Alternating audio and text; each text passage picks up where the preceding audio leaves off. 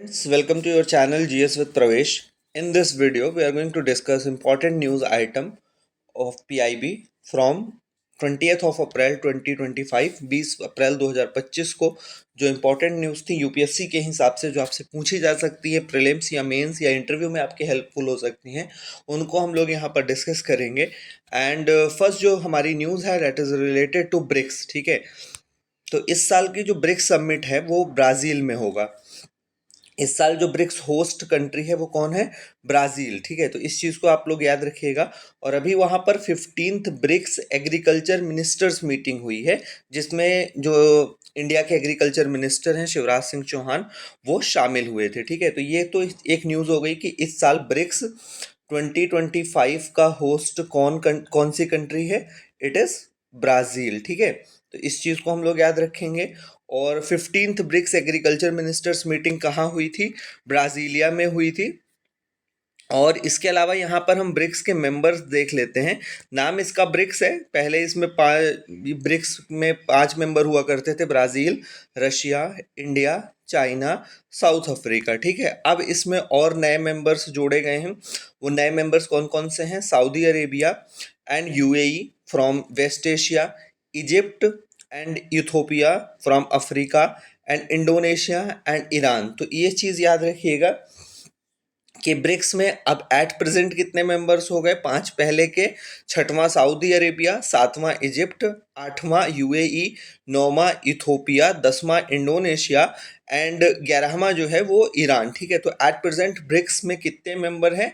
11 countries are there. ठीक है, तो इसको आप ब्रिक्स प्लस से भी याद रख सकते हैं। ठीक है, ब्रिक्स प्लस कंट्रीज। ठीक, तो ये ध्यान रखिएगा, पर नाम अभी भी इस ऑर्गेनाइजेशन का ब्रिक्स ही है। ठीक है, इसके बाद जो नेक्स्ट न्यूज़ है हमारी that is related to a military exercise desert flag 10। ठीक है, ये मल्टीनेशनल एक्सरसाइज है जो अभी यूएई में हो रही है और इसमें इंडियन एयरफोर्स जो है पार्टिसिपेट करना है। ठीक है, इंडियन एयरफोर्स पार्टिसिपेट करेगी। आप याद रखिएगा डेजर्ट फ्लैग 10 क्या है? Desert flag 10 is a multinational exercise being conducted in UAE. ठीक है, अब जब मल्टीनेशनल है तो इसमें कौन कौन से कंट्रीज पार्टिसिपेट कर रहे हैं? तो Australia, Bahrain, France, Germany, Qatar, Saudi Arabia, Republic of Korea, Turkey, UAE, United Kingdom and the United States. इसके अलावा इंडियन एयरफोर्स इसमें पार्टिसिपेट कर रही है। देन जो हमारी नेक्स्ट न्यूज़ है that is related to civil services day. और 21 अप्रैल को सिविल सर्विसेज डे मनाया जाता है, इस चीज़ को याद रखिएगा। इससे पहले जो डीओपीटी मिनिस्टर हैं हमारे डॉक्टर जितेंद्र सिंह, उन्होंने जो आईएएस बैच के 2023 के जो आईएएस ऑफिसर्स हैं उनके साथ इंटरेक्शन में कुछ चीज़ें हाईलाइट की हैं जो हमारे लिए इम्पोर्टेंट है।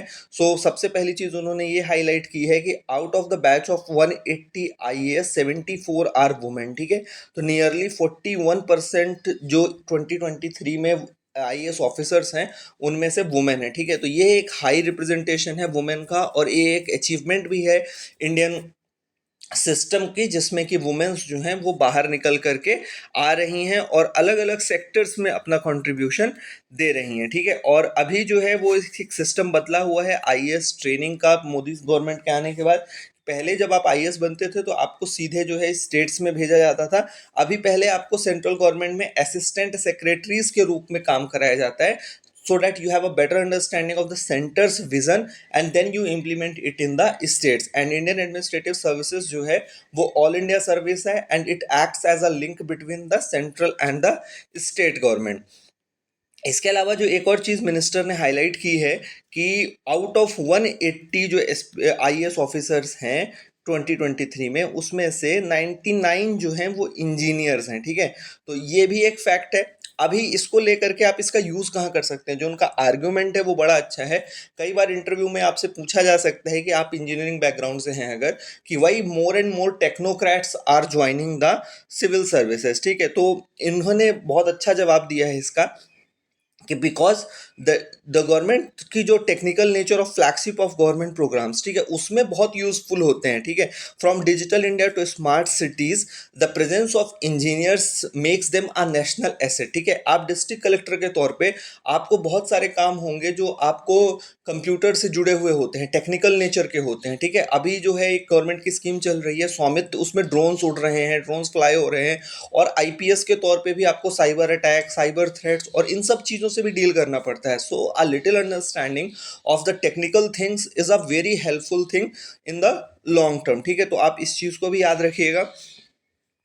देन जो नेक्स्ट चीज उन्होंने हाईलाइट की है that is related to human empathy, ठीक है। तो उन्होंने कहा है कि हमको सिर्फ जो कंप्लेंट्स आती हैं सिटीजन्स की उसको टेक्निकली सॉल्व नहीं करना है, we should mix the artificial intelligence और the technical intelligence with human intelligence and empathy, and these two must complement the technology, ठीक है। और यही कारण है कि गवर्नमेंट ने कई जगह पर ह्यूमन डेस्क क्रिएट की हैं टू प्रोवाइड इमोशनल क्लोजर, ठीक है, and which shows that governance is not just administrative but deeply human, ठीक है। तो ये आपके एथिक्स में भी आप लोग इसका इस्तेमाल कर सकते हैं कि when we are solving the problem then we should also solve the problem along with technicality. It should also be solved with the empathy and human intelligence. तो ये थी आज की हमारी सारी important news. Thanks for giving your time. Please do like, share and subscribe our channel. Thank you and have a nice day.